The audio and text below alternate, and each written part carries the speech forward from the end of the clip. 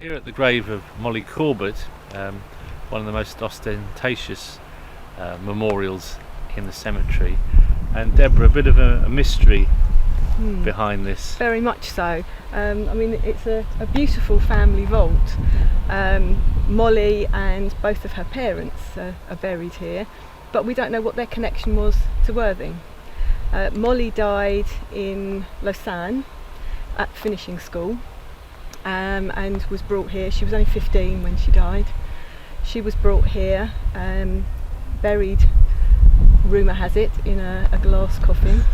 Amazing. Is there any evidence for that? Someone did speak to one of the grave diggers who was around at the time that her mother was interred, and apparently they did say that they confirmed the story, but without actually going in there, I think it would be very difficult to say for certain. Although it wasn't particularly uncommon to have glass coffins at that time, although normally they'd be changed into something more suitable for burial afterwards. They were only used for viewing, I understand.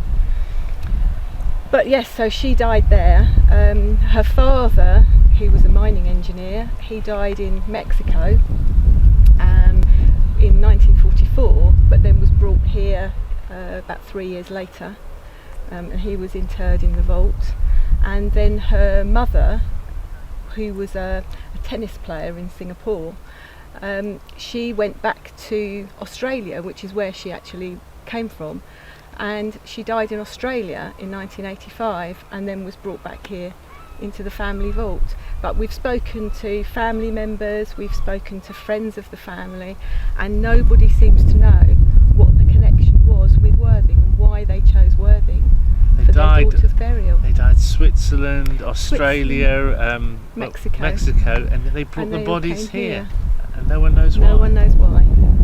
We know quite a lot about the family, about what they did, where they lived in Malaysia, but not about what their connection was to Worthing.